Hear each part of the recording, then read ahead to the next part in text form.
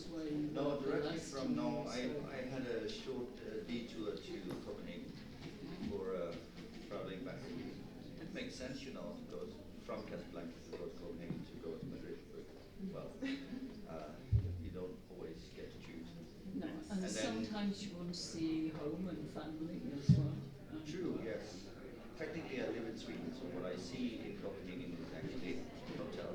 But and on that same, I'm going to Copenhagen this evening to go to Vienna in the morning. Yeah. That makes sense. But some of these flights come more cost effective. I don't know. Tragic.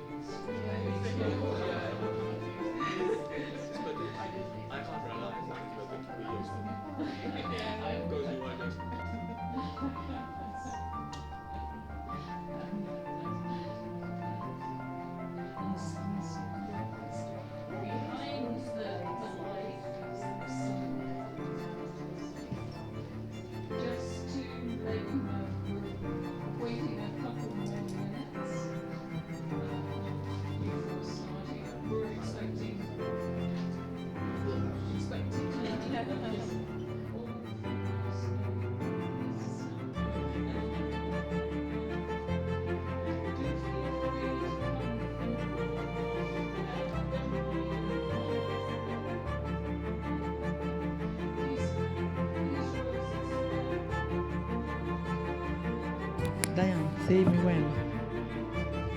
When? No? Okay. Just a second. So, welcome everybody to this afternoon session that is going to focus on practical pathways, micro-credentials, and training projects for digital health skills. A resilient healthcare workforce, we heard a lot about capacity building in the previous sessions, depends on continuous digital upskilling and reskilling, because this concept was also linked to the high speed turnover of technological solutions. And this session will present European-funded projects and regional initiatives piloting new models for workforce development, from modular training and micro-credentials to cross-border placement and funding schemes. Our moderator today is Diane Whitehouse, Principal eHealth Policy Consultant at EHTEL, and the panelists Katja Nacesvki, Mina Izomorsu, Jesus Pulgarin Panos, and Lars Munther. Diane is a respected, I would say well-known, renowned expert in European digital health policy. Since many years, she has been working on workforce transformation and e-health governance. With more than 2 decades of experience in European initiatives, she has advised the European Commission and individual health ministries on how to build inclusive, interoperable, and human-centric digital health system. So join me in welcoming Diane on the stage. Thank you, Diane. Thank you so much. Great to see you. Thank you very much. Good afternoon, everybody. Wonderful to be in such a space, isn't it? This Simon Bolivar room, who was such an eminent and important person, but ironically is reputed not to have been a very good student, not very dedicated to his childhood education. And so I feel for sure he would have enjoyed things like micro-credentials and short, quick learning. So a very appropriate place to be in. I'm delighted to be with you this afternoon. And in fact, I'm going to introduce to you our 4 panelists and speakers. We have on stage, to my immediate right, Mina Izomorsu from the University of Oulu, who is actually coordinating a large project called the SUSE project, She's got a very deep background in health, in human technology interaction and digital design. And so what's interesting is that she's bringing a very strong academic perspective to this question on how to build digital health capacity across Europe. To her right, therefore, your left, is Katja Nacesvki, who's a program manager at EIT Health, very well-known initiative. And Katja, you coordinate the BRIGHTskills project, which is a very interesting pan-European health education and innovation project. It's really cross-border. It really frames digital health training. And your work, Katja, really aligns and brings together EU regional and industry-led initiatives. So therefore, last, third in the row there, you're from the European Health Futures Forum. You've been deeply engaged, I understand, in citizen engagement and health literacy, sustainability as well, and really focusing on then empowerment and empowering professionals and citizens and co-creation, all in the digital health solutions world. Last but certainly not least, Jesus Pulgarin, from NTT Data, very well-known large company, of course, and a partner in the EXIA project. All these projects, by the way, are all funded, co-funded, input coming in from the European Union, European Commission, and also from other member states, regions, and other sources of funding. But Jesus specializes in digital transformation and implementation, really, of large-scale digital skills strategies and upskilling. And I think your experience is really important in terms of systems-level improvement. So we've got a wealth of expertise around the panel. We'll not only have a discussion among ourselves, but we'll be reaching out to you guys in the audience for questions. I'm certainly hoping we will have time for that. Education, training, upskilling. Madeleina's right. We've really heard these messages this morning, and we've heard them in 3 fields: in AI, and in cybersecurity, and with lots of tips about ways of going about improving education and skills. This will also be taken up in our panel when we really look at training and upskilling professionals in particular to use digital skills with confidence and with purpose. All these initiatives are pioneering. I think it's important to mention the hugely influential European Commission supported projects, European Union supported projects, ones like the Digital Europe Programme, EU for Health, and indeed the one that supports a project that I'm working in, which is called Be Well, so Erasmus Plus. And by the way, a quick plug, you'll note on your chairs that there are little brochures about a consultation and a survey that is being conducted on what should be the appropriate educational strategy for digital skills and for green skills. So take a look out for that, and in many different languages. I'd like to give you some keywords: flexibility, scalability, skills, resilience, and really turning learning into action. And therefore, I think our speakers, as far as possible, will be as practical and as applied in their answers as they possibly can be to give tips and insights into what next. Because this is what this morning is all about. What's next for digital health, digital skills? I'd like to use the opportunity to delve a bit deeper into some of the initiatives that I've mentioned very specifically, and would go with Katja, you first. Given that BRIGHTskills is about a European strategy for the health industry, and I think we underline industry, in terms of things like competences and micro-credentials, maybe aligning curricula, how can countries help ensure that things like interoperability and being digitally ready is really going to be taken up by the digital health industry? Yeah, thanks very much, Diane, for the question. And first of all, I'd just like to say it's a pleasure to be here. Thank you, of course, to the organizers at Digital Europe for having us, which I'll also say are a partner in our BRIGHTskills project.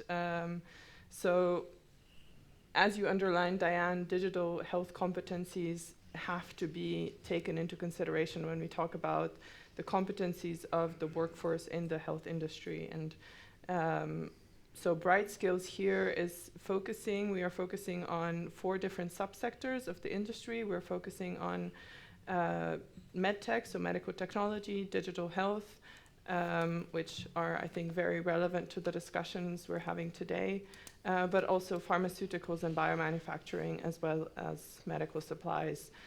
All of these topics, of course, emerging from the COVID pandemic, the results we saw there. So by mapping the project competencies and designing and deploying trainings within the scope of the project, which are tailored and co-designed with the industry's needs, we hope that we will be able to promote employability and social inclusiveness in the sector, but also make sure that the workforce stays in the sector, which I think is an important point to make. So, and then if we kind of zone in a little bit on the digital aspect, I mean, of course, the different competencies will vary within the sectors that we are looking at, but we have to make sure that the people who are designing the tools, which will be used by either healthcare providers or by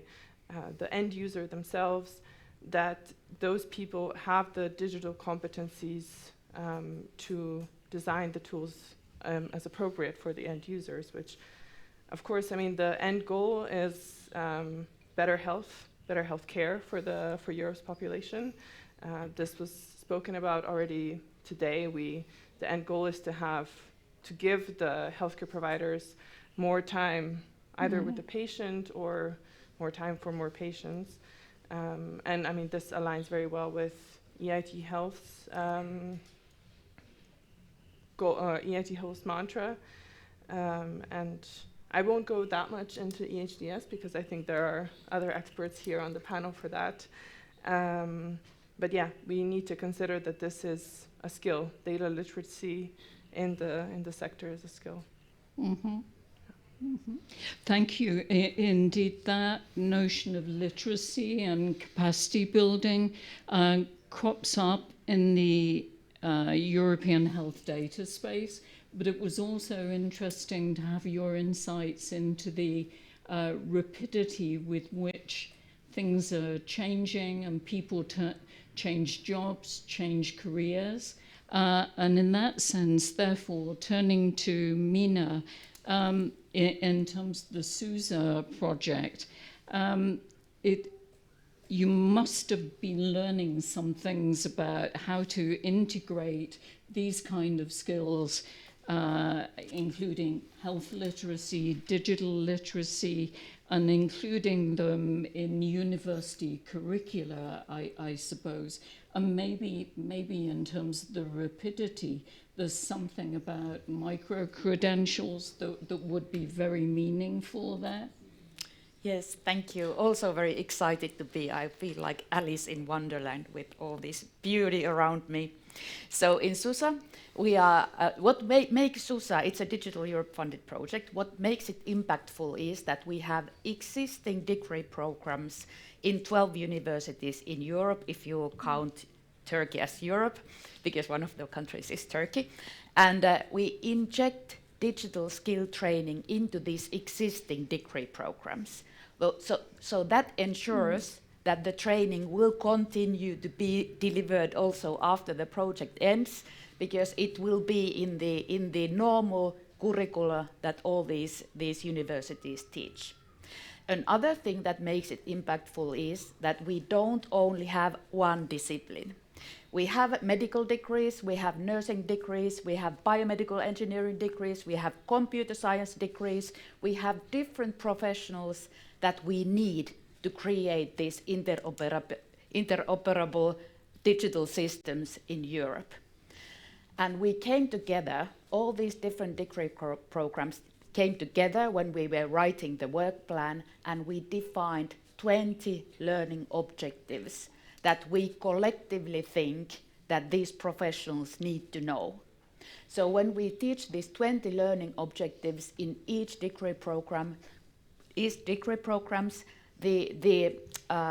students don't only learn the digital skills, but they only share a shared knowledge base and vocabulary so that they can work together in innovation for the future. So that's for the degree programs. We also do self-standing modules and are looking for micro-credentials, but maybe we talk more about micro-credentials in the future questions, because one of the problems we have that if micro-credentials are not integrated into the university funding systems, like they are not in many countries in Europe, and I don't know any country where they would be, they don't happen. Right. So if we don't get funding for microcreds, we don't deliver microcreds. That's just the fact. Great point there, and well worth noting. And I think in terms of the 20 learning objectives, there must be some of you around the room having heard about AI, cybersecurity, data standards this morning, might want to think about, well, are those kind of things involved in the curricula that you're talking about? Yes. Okay, yes. Good news therefore. Jesus, you too are working in a very ambitious project called the EXIA project, and I know you're very much focused on interoperability and on digital skills. Reflecting on partnerships, perhaps between industry and academia. You're from industry, Mina's from academia, for example.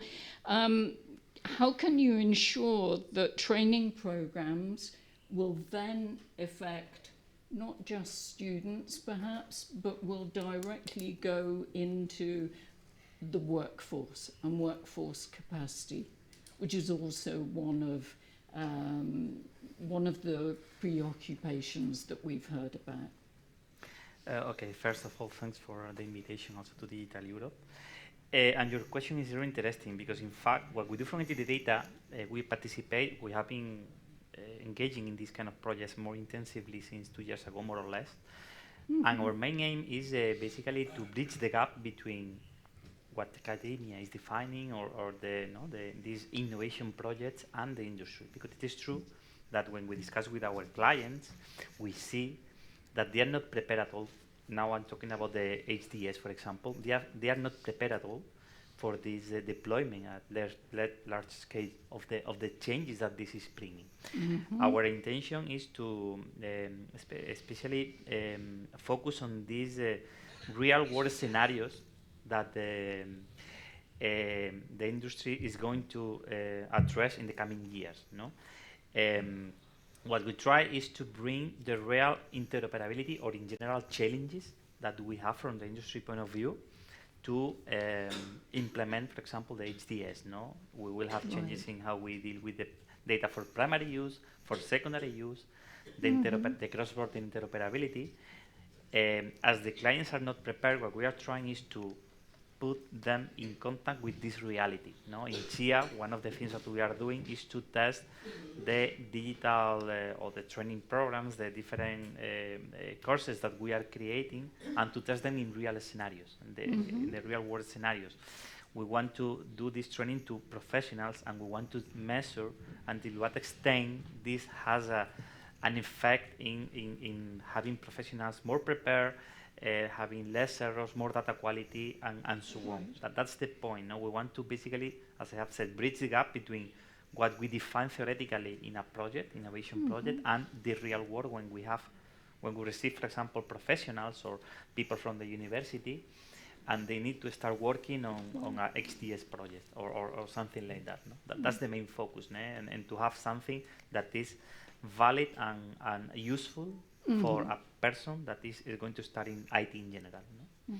So in fact, you're taking many of the skills that we've heard talked about, and you're really focusing, you're delving deep then onto the European health data space and what it can correct. offer. In some way we are adapting, or we are going to, because now it's a running project, we are going to adapt and customize and tailor the different courses, adapting them to the real world in some cases, also to the particularities of the, for example, an IT consulting company that like mine, in order to have the best possible courses adapted to the reality of the market. Let's say, no, this is what I have said. No, what we see is really a very, very huge gap between what the market needs and what is produced. No, we saw that in the past. Now we are much better now.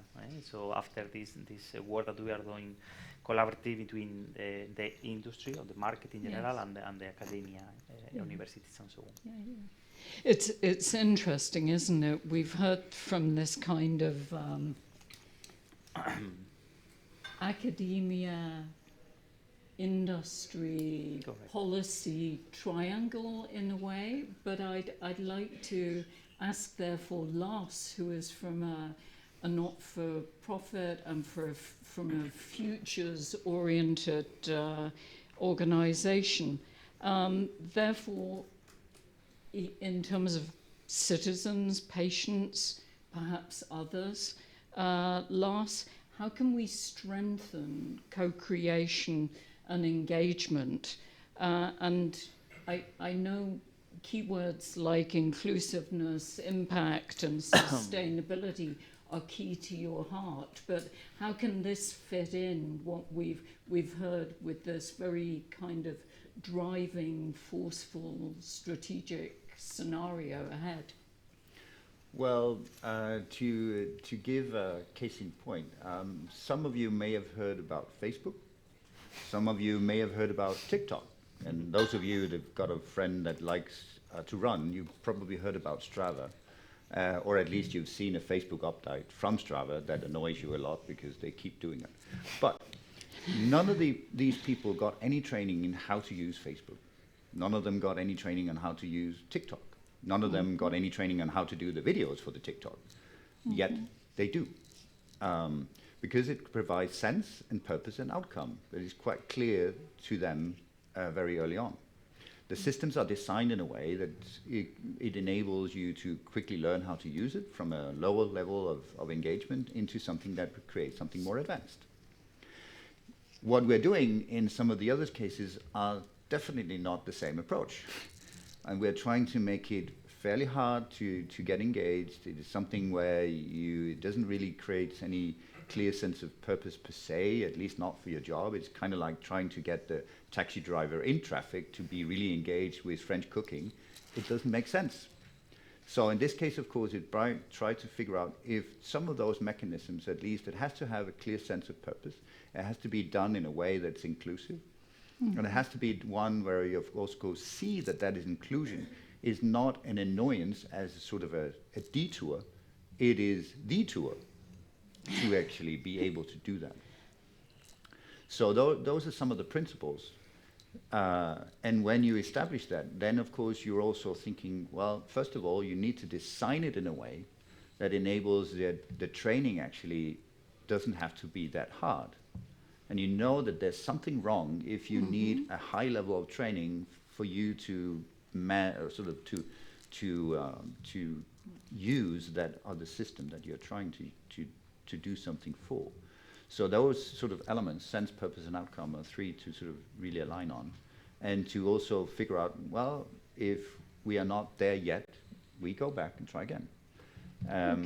I'm working in the project called My Health in My Hands. Oh, yes. And in the My Health in My Hands, one of the things that we need to have as a goal at the end is for the user interface of that to be so that more or less we don't need to have a training. It's probably good to have a training, I'm not saying that. And I would need a training in order to do the TikTok videos. But it doesn't mean that you cannot necessarily do so. And that would be a goal in itself. If we're not there yet, we haven't actually designed it well enough yet. Mina, So- I can see you. Yeah, reacting. I'm not entirely sure if I agree. Like, for example, we are now working with a hospital which is enrolling Microsoft Teams. Very handy because people can share calendars, they can have Teams meetings. But it means that the nurses get co-pilot on their screen with very friendly prompt that how can I help you today? Without any training, they might put patient data there.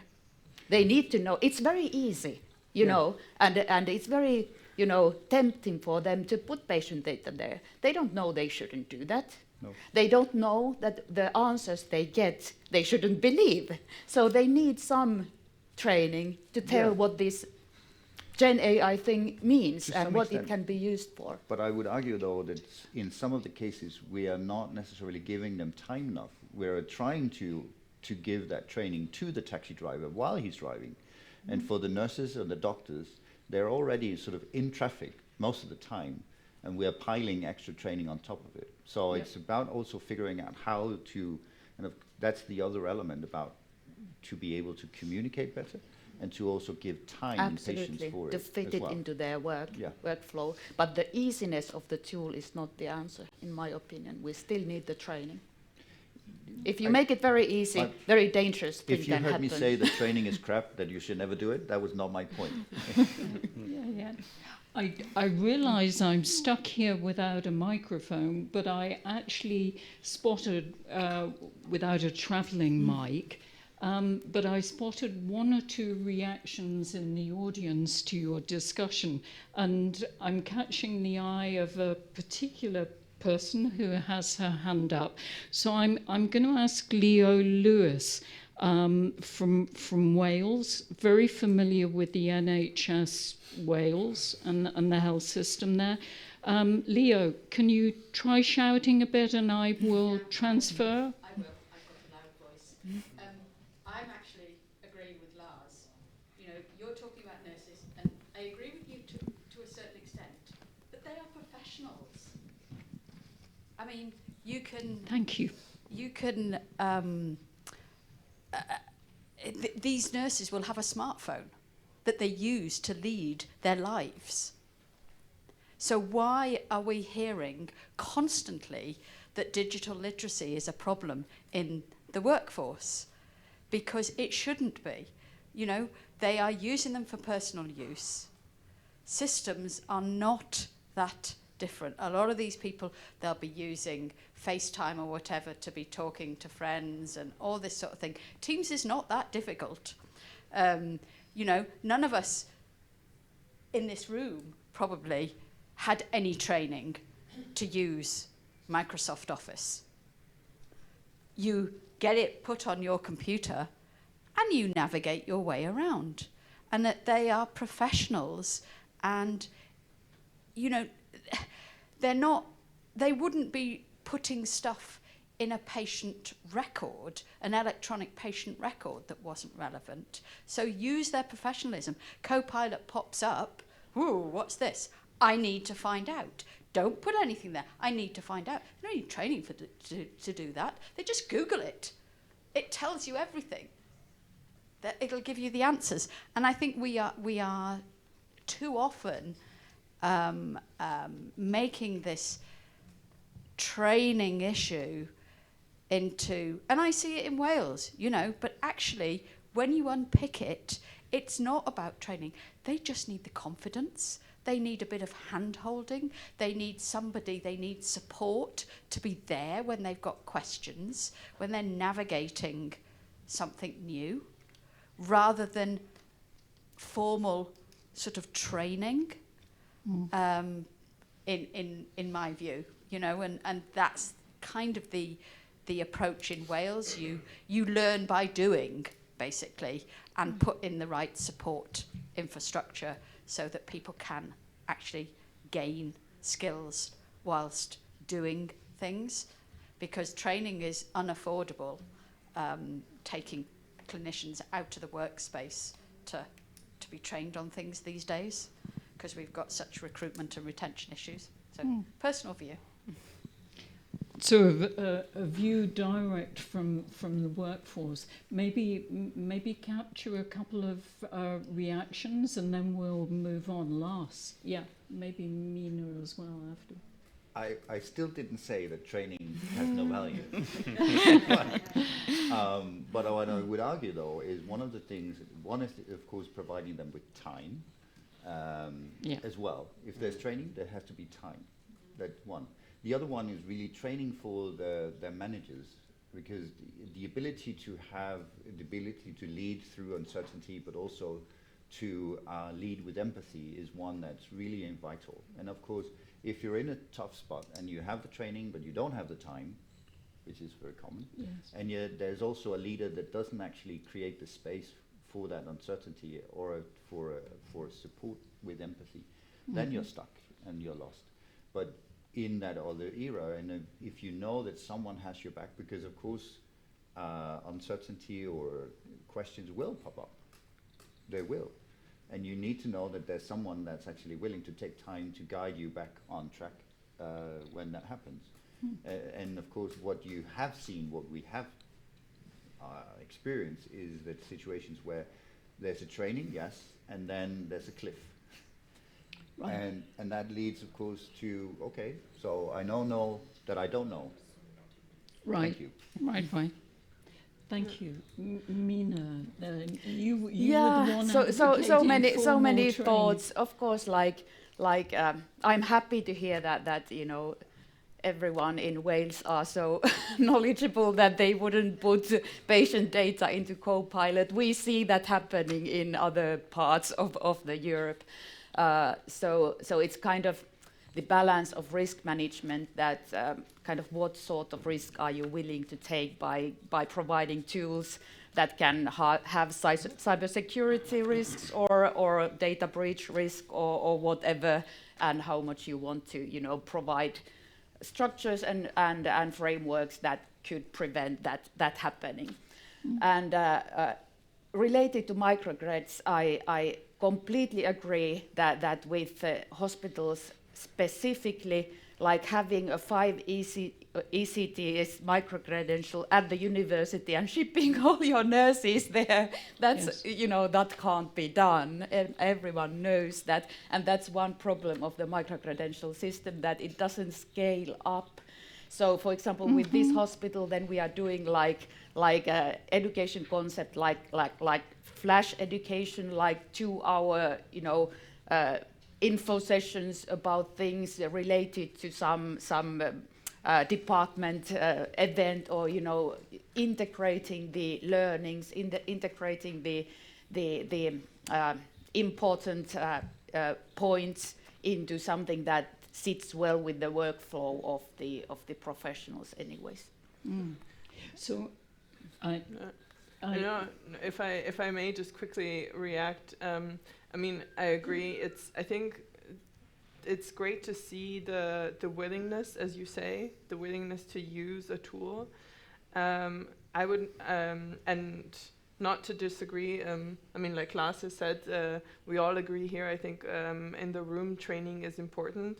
But so also just to bring it to the industry perspective, so we then we need that training to train the professionals in the industry in making tools that are more intuitive to use.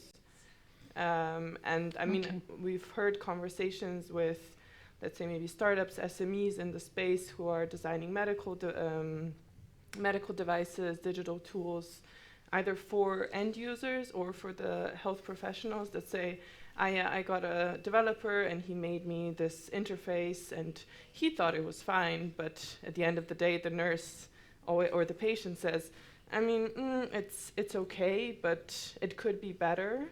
They learn how to deal with it, but at the end of the day, maybe that's the friction that we need to work on. I get the impression that we all know Europe is actually quite diverse, quite different. Part of the challenge is working towards commonality, is working towards consensus and things that can be agreed on. And therefore, I think there's going to be a range of solutions. And hearing from initiatives that are working on good practice and really also learning by doing are two very, very important points. I'd like to, and I know that there are questions in the audience, but I'd like to bring us back, if I may, to that issue around collaboration and around cooperation and aligning inputs, because what we're seeing is not necessarily fragmentation by any means, but leaders and maybe laggards and maybe a wide variety in the middle. So I'd like to ask our panelists, with projects like your own and with industry involvement like your own, how can you collaborate, or how do you see best collaborating on creating some kind of digital skills ecosystem so that, say, voices like the ones we've heard from the audience can feed in? I'm thinking of maybe going as we are, right to left around the table. So some thoughts from you, Mina, on alignment and collaboration. With industry. So in SUSA specifically, we work mostly with healthcare organizations like hospitals, and as I said, kind of creating those competence building models, if we don't call it training, that can fit into the workflow of the professionals who are busy, who don't have the time to do like extensive training outside of the facilities. I think that's the key. But then with kind of training professionals working in companies, I think we've heard here also already people saying co-design, that we really need to work with the companies to find out the best way for delivery, best content, because we at the university are not very good at that, I think.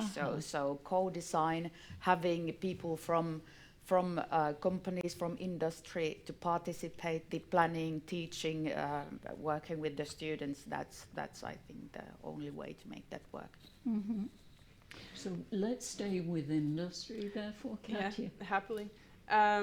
So if I may then also come to the part of the question you mentioned, Diane, with how can we as projects, let's say, align some of our outputs. I mean, we're all producing training content or some version of training content, be it on a larger or smaller scale. We're all, or some of us, I believe the SIA project will also create a skills strategy for part of the health industry workforce. we will do the same in the BRIGHTskills project, and I think there's a possibility there to align, or to align at least our consultation processes between when we deliver maybe a first strategy to then this consultation with the industry, that we are also then signposting to each other to say, hey, we have developed this, but at the same time, there's this other project. If you're more interested in EHDS, because for example, in BRIGHTskills, we'll cover a slightly larger topics, data literacy, AI. This will be one of the learning outcomes and the competencies, but it will be a bit broader than that, also on inclusivity, DEI, things like that. And then we can say, if you're more interested in EHDS, maybe have a look at Chia, and hopefully you can do the same. It sounds as though there are some opportunities there, I would say.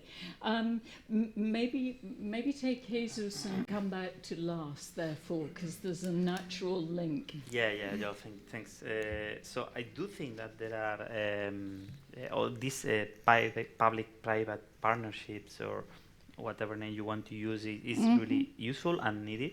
It's the only way that we have in order to produce, as I have said, data that is, or outcomes that are valid for the market, and at the end for patient outcomes, or in general. Here I wanted to really share one thought, that is that although this is desirable and possible, there are a lot of challenges in this collaboration. I guess you may see that there are not as many private companies as universities or healthcare organizations in this kind of projects. And the main issue is that they are not attractive in reality. So in sense, can you tease that out? Yeah. So an innovation project is not attractive for a private company, because basically, from the funding perspective, you are only covering, the European Commission, is only covering the costs, basically, plus some indirect costs that, in general, now the companies have focused on, or they have been basically focused on the the funding that is coming from Europe, the Next Generation EU and so on. So the one you see, from a private company, you see, okay, what can I do? I can go to these opportunities that are bringing me real money, or to invest here where I need to put some cost and I'm not retrieving real revenue for my company, or my the different funding schemes that they have. So this is one issue, and we are trying to overcome this internally also, because we see let's say the benefit in a long-term scenario, but this is difficult. And it is true that from one side we need to see, or we need to discuss, even with the European Commission, I don't know, how can we change that? Because I have seen this at least for 10 years. I have been working for different European projects, innovation projects, and this is a common factor that I have seen, and it's very difficult to change it. I know it from my company internally, that I always need to justify why I do want to do something in that sense. This is one thing, but I think it's important, because whatever we decide, or whatever we want to do when we discuss about bringing the market or bringing the industry, is going to face this issue. But having said that, or putting that apart, I do think that we need to keep exploring ideas, not putting the money, but putting what's the actual value or the actual benefit for the industry. Not looking at the money, as I have said, looking at other things. For example, we may have, if we do so, we may have better professionals prepared coming from the university. So if as a private company, I participate in the creation of this in this material, I will have people better trained. I will not need, for example, now when we get a junior, let's say, with no experience, we need 2 to 3 years to have these people really productive. I mean, they are productive from the beginning, but to have a differential value from them, we will need to invest a lot of time in them as a company. So these kind of things we can put on the table in order to see the benefit. No, these are the things. This is one example, but these are the things that I think we really need to explore and we need to define. And with the common collaboration between universities and academia and the private company, I think this could be because at the end will be a benefit for the industry as well. I think you're putting some enormous challenges Yes. on the table here. And I think we also know that with programs that have existed at least until now, like some of the Marie Curie programs, then there has been transfer, secondment, sharing among, for example, engineers and academics. So there could be models out there. I'm also aware that there's a kind of a mood music over the panel that is probably new to some, challenging to others. And I'd last but not least like to hear from Lars, from your perspective, either on collaboration in these kind of groups or on public-private partnerships and working together. Your choice. Well, I think both maybe. From the project perspective, one is about exploring far more into being able to actually provide a storytelling that is compelling for others to understand what the F we're talking about. Being able to explore in human language with metaphors, with potentially exploring science fiction. In being able to tell what it is we're striving for and what this would lead to in the kind of future. So being able to, with mental models, to describe what we're talking about. That is one that is, it's not about being able to describe in technical details more. It's about creating something that enables people to understand what it is. Is it a lake? Is it a car? Is it a moving vehicle? Is it a pyramid? Is it, but something where you explore that storytelling and be able to then have a conversation with others that are outside our community that can understand what we're talking about. So that's one that we can take it hard to really be better at having what is it really our story is. And the other one is then following up.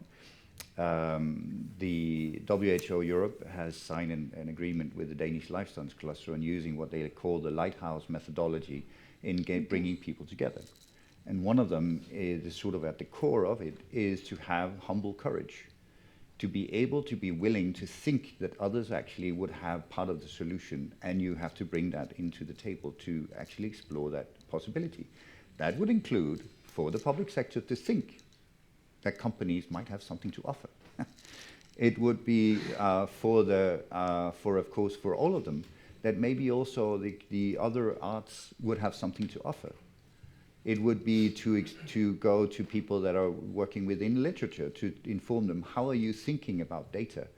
People working in astronomy, how are you thinking about structuring your data? And to have that humble courage that leads you into expanding your mindset. And I really like the point about the why. You have to justify why we need to talk to them. But if you already knew, then of course you would also already have that knowledge. The why is because I don't know what they know. So I have to go, and I've used the sort of to coin this as the importance of irrelevance. If you go continuously to something where you can justify why you're going, you're narrowing your own scope, and you're creating a brain drain for yourself, because you can justify why you go. But if you've never met those other people, the astronomers, the philosophers, the blah, blah, blah, you cannot possibly justify, because I don't know until I go what I will bring home. So the importance of relevance and within industry, within academia, within any field, that requirement to justify the why before you go is essentially stupid, because you don't know what you don't know until you've tried. So being willing to, at least in 20% of the cases, or let's say the bar is 10%, but at least have the ability to not have to justify, because the curiosity that you come from your gut, from your intuition to whatever, is one that you also need to have the ability to explore. because only then will I be able to interact with people I don't know, with industries I don't know, with professions I don't know, that will bring that extra edge to what I do. Yeah. Well, you're really putting down the gauge, I think, there, in terms of in a climate in which workforces are really pressured, really feeling under tremendous tension, lots of burnout, in fact, then, but I have to say, by the way, it's lovely to hear Socrates quoted and coming back to the fundamentals. So fascinating inputs, I think. To do justice to one of the keywords in this session, which was micro-credentials, I'd like to take a couple of minutes to look, therefore, maybe at the bigger question, since you brought us up to a kind of a higher philosophical and policy level, Lars.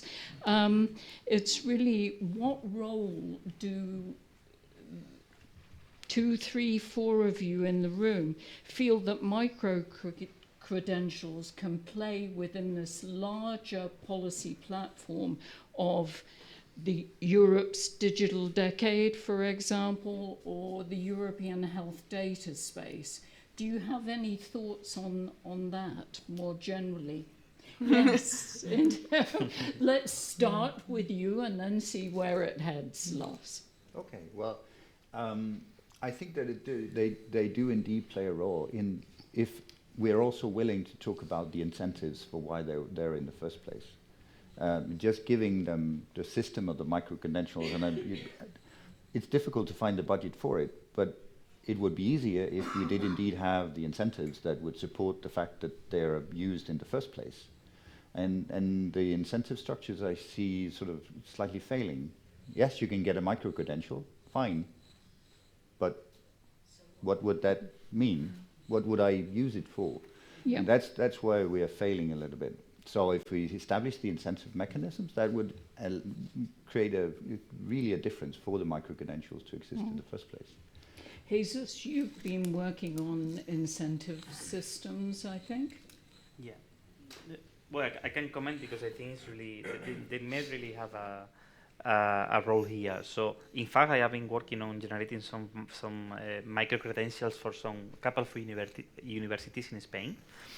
And to me, they should be useful. They must be useful if they bring professionals, as I have said before, if we bring professionals that are better prepared for the market, that are ready to start working, I don't know, micro-credential about the electronic health record chain format, for example.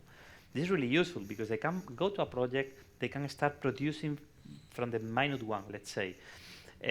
So this is a real benefit that is, because at the end, I remember when I was preparing this, I was remembering when I started, 25 years ago, that when I left the university, I was basically a copy of all my colleagues. So that's the idea. 99%.9999 is the same. So and I went to the industry. I went to the company. It was like a flash. I know nothing. No. So we really need to change that. We really need to bring professionals that are learning from the really real needs of the market, with these kind of things. Micro-credential of electronic health record chain format, of the primary use of data coming from the HTS. I don't know. There are multiple opportunities or things that we can think, but I do really think that this is really useful and can be helpful from the industry point of view. I will come to both Katja and Mina, but I'm really struck by the idea of how you could bring up micro-credentials that were really light bulb moments about non-relevance. Who knows? Katja.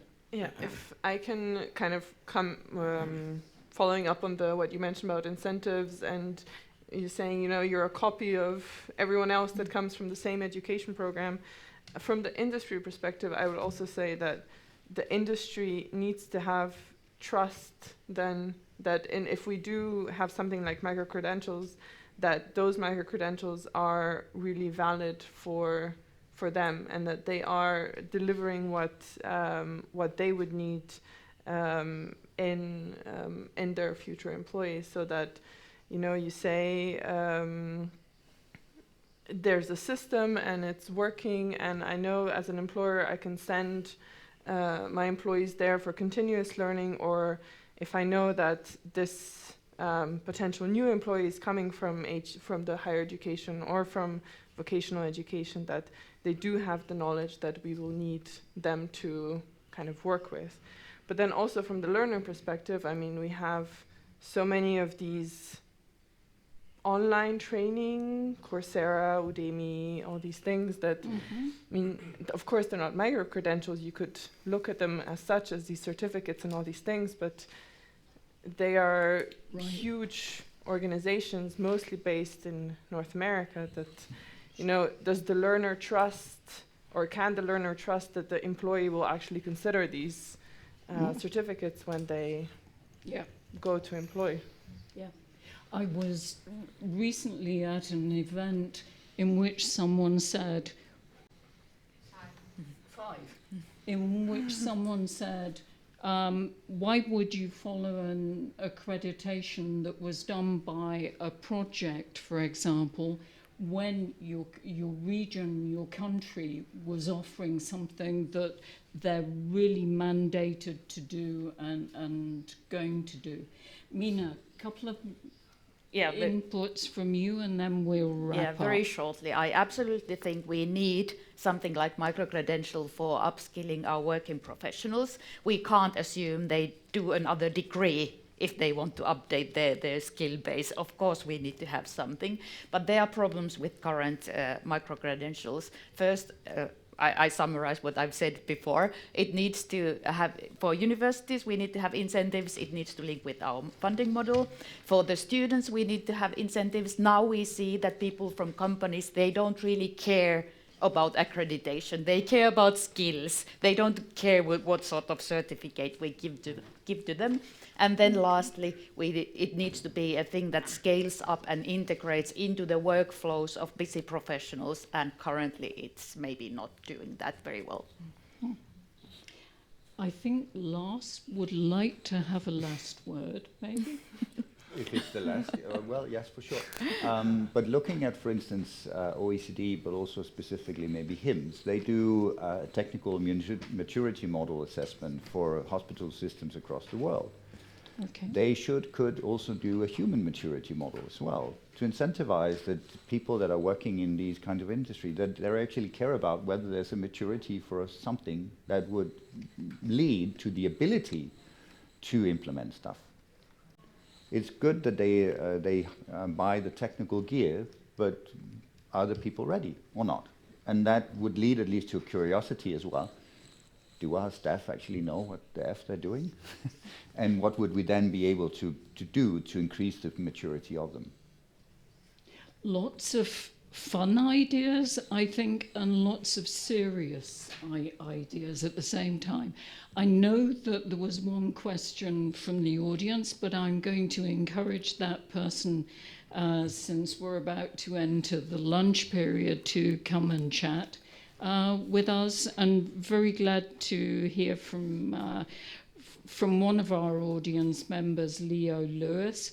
I think we've been offered many key insights this morning into what can be done around Europe and probably beyond, in terms of digital skills, in terms of incentivizing people to learn those digital skills, whether they're in education, whether they're in the workforce, whether they're in a company, or whether they are a citizen and a member of society at large. And I think some of the reflections about what works and what doesn't with micro-credentialing are really insightful. Given the way we're going in Europe over the next 5 years or so until 2030, and many of these huge programs and huge funding initiatives that are coming up, I think your insights, and many of them quite challenging and quite out of the box have really showed how, in terms of digital health skills, we can now move from strategy and policy, pure and simple, into something more proactive, into real action. So given that you're all working on projects into 2028, at least, I think that gives real ground for coordination and alignment. With that, therefore, and many, many thanks to our panelists, let us hand over to Maddalena Ilario, our co-MC, and thank you all very much indeed. Thank you. Maddalena. So There you last go. session and bottom line is that we need to build capacity, and we can use all the micro-credentials that are coming out of all European projects. That's really very important. So we don't have a room big enough to bring everybody together. So we will wrap up from this room, and I think that also to Simon Bolivar, from Simon Bolivar to Embajadores, and we will have a later lunch in 10 minutes. So I'll leave the floor to Jose Ocero for the wrap up, and we thank again our speakers and our panelists for their extraordinary insights into micro-credential and capacity building. I'm sorry? No, I don't think it's not here. Okay, yeah. So just a couple of minutes.